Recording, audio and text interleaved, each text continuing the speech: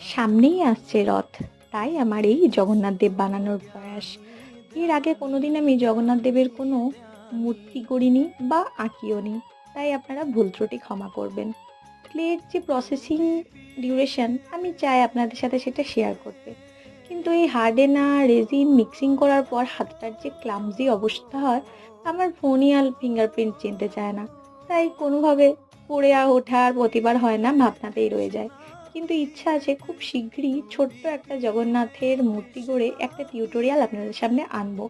কথায় কথায় চলুন তবে রং করতে যাওয়া যাক। যে কোনো কাজ শুরু করার আগে আমি প্রথমে মেন জিনিসে হাত দিই না, তার আশেপাশের সাইডে ফোকাস করি। কেন? কারণ দেখুন, রোজ তো রং আমরা করছি না, যে কোনো জিনিসই খুব প্র্যাকটিস সাপেক্ষ। তাই যদি কোনো ভুল ত্রুটি হয়ও, সেটা আশেপাশে হোক।